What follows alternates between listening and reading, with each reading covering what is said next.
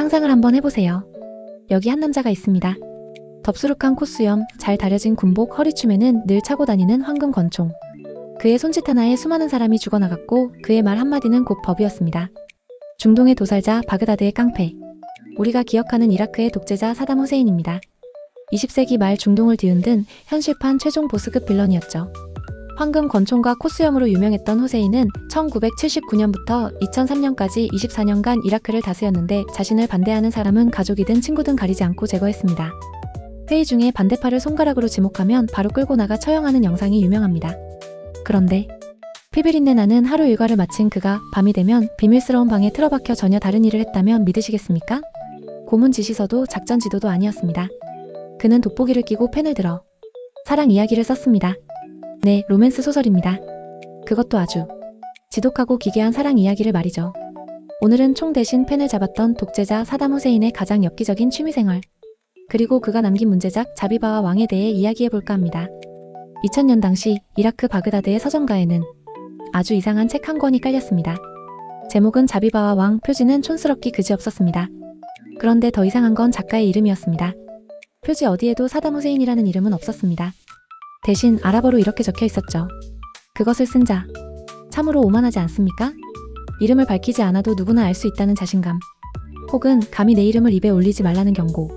이라크 국민들은 단박에 알아차렸습니다. 아, 그분이 쓰셨구나. 이 책의 가격은 단돈 1,500디나르. 당시 한국 돈으로 500원 정도였습니다.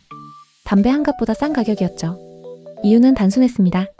모든 국민이 읽어야 하니까. 결과는 어땠을까요? 단숨에 100만 부가 팔려나갔습니다. 이라크 역사상 전무후무한 베스트셀러의 탄생이었죠. 물론 그 책을 사지 않았을 때 겪게 될 뒤질이 두려워서였을지도 모릅니다. 도대체 독재자는 왜 갑자기 로맨스 소설을 썼을까요? 그리고 그 속에는 대체 무슨 내용이 담겨 있었을까요? 책장을 펼쳐보면 이야기는 먼 옛날 이라크의 어느 시골 마을에서 시작됩니다. 여주인공의 이름은 자비바. 가난하지만 때 묻지 않은 순수함을 가진 아주 아름다운 유부녀입니다. 그리고 그녀 앞에 운명의 남자가 나타납니다. 바로 그 나라를 다스리는 왕입니다. 왕은 시차를 나왔다가 자비바를 보고 첫눈에 반하죠. 자, 보통의 로맨스 소설이라면 여기서 무엇이 나올까요? 달콤한 미러? 가슴 뛰는 데이트? 하지만 후세인의 로맨스는 달랐습니다. 왕은 밤마다 자비바의 오두막을 찾아갑니다. 그리고 둘은 밤새도록 토론을 합니다.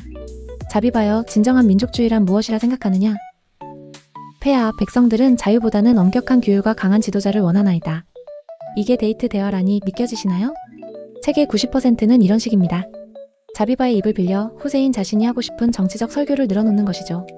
여기서 눈치채셨겠지만 이 소설은 거대한 알레고리, 즉 비유 덩어리입니다. 고독하지만 백성을 사랑하는 왕은 바로 사담 후세인 자신. 순수하고 아름다운 자비바는 이라크 국민. 그렇다면 이 둘의 사랑을 방해하는 악당은 누구일까요? 이 소설에는 자비바의 남편이 등장합니다. 그는 아주 탐욕스럽고 잔인하며 흉측한 외모를 가진 인물로 묘사됩니다. 자비바를 학대하고 왕과의 사랑을 질투하죠. 이 남편은 누구를 상징할까요? 네, 바로 미국입니다. 소설은 후반부로 갈수록 로맨스가 아니라 호러에 가까워집니다. 가장 충격적인 장면은 결말 부분에 나옵니다. 자비바의 남편이 숲속에서 자비바를 무참히 강간하는 사건이 벌어집니다. 그런데 작가는 이 끔찍한 범죄가 일어난 날짜를 아주 구체적으로 명시합니다. 1월 17일. 왜 하필 1월 17일이었을까요? 1991년 1월 17일. 바로 걸프전이 발발하여 미군이 이라크를 폭격하기 시작한 날입니다. 후세인은 소설 속에서 이렇게 외치고 싶었던 겁니다. 미국이라는 사악한 존재가 나의 사랑하는 연인인 이라크 국민을 짓밟고 강간했다. 오직 나만이 그 수치심을 씻어주고 너희를 구원할 수 있다. 결국 소설 속 자비바는 죽음을 맞이합니다. 왕은 피해 복수를 감행하고 자비바가 죽은 날을 국경일로 선포하며 소설은 끝이 납니다. 이건 소설이 아니었습니다. 자신의 독재를 정당화하고 미국에 대한 증오를 부추기기 위한 치밀한 심리전 선전물이었던 겁니다. 재미있는 사실은 이 조잡한 소설을 전 세계에서 가장 진지하게 읽은 독자가 따로 있었다는 겁니다. 바로 미국의 CIA였습니다. 전쟁을 앞두고 있던 미 정보당국은 적의 심리를 파악해야 했습니다. 그들은 이 책을 구해서 샅샅이 분석했죠. 번역하고 심리학자들에게 자문을 구했습니다. 도대체 후세인은 무슨 생각을 하고 있는가? CIA의 서평은 냉혹했습니다. 문학적으로는 쓰레기에 가깝다. 문장은 뚝뚝 끊기고 어휘는 빈약하며 자기 합리화로 가득 차 있다. 하지만 결론은 명확했습니다. 이건 후세인이 쓴 게 맞다. 물론 후세인이 펜을 잡고 처음부터 끝까지 다 쓰지는 않았을 겁니다. 이라크 망명자들의 증언에 따르면 전문 작가들이 호텔에 감금된 채 후세인의 구상을 받아 적고사를 붙였다고 합니다. 일종의 고스트 라이터들이었죠. 하지만 그들은 문장 하나 고치는 것조차 두려워했을 겁니다. 독재자의 글에 토를 다는 건 곧 죽음을 의미하니까요. 이 기괴한 소설은 이라크에서 20부작 TV 드라마로 심지어 뮤지컬로도 만들어졌습니다. 국민들은 매일 밤 텔레비전 앞에 앉아 독재자의 망상이 시각화되는 것을 지켜봐야 했죠. 하지만 현실의 결말은 소설처럼 비장하지도 낭만적이지도 않았습니다.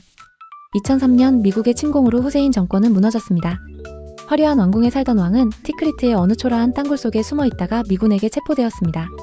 체포 당시 그의 곁에는 낡은 가방 하나가 있었습니다. 그 안에는 75만 달러의 현금, AK 소총, 그리고 또 다른 소설의 미완성 원고 뭉치가 들어있었다고 합니다. 죽음이 코앞에 닥친 순간까지도 그는 무언가를 쓰고 싶어 했던 겁니다. 총으로 사람들의 몸은 지배했지만 결국 소설을 통해 사람들의 영혼까지 지배하고 싶었던 비뚤어진 욕망. 스스로를 위대한 철학자 왕으로 포장하고 싶었던 나르시시즘. 지금도 아마존 같은 사이트에서는 자비바와 왕의 영어 번역본을 구할 수 있습니다. 하지만 이제 그 책을 감동적인 로맨스로 읽는 사람은 아무도 없습니다. 그것은 단지 절대 권력이 타락하면 인간의 정신이 어디까지 기괴해질 수 있는지를 보여주는 역사상 가장 슬프고도 황당한 증거물로 남았을 뿐입니다. 오늘 밤 여러분의 서재에는 어떤 책이 꽂혀 있나요? 혹시 책장 구석에 꽂힌 낡은 책 속에 우리가 미처 몰랐던 광기의 역사가 숨쉬고 있지는 않을까요?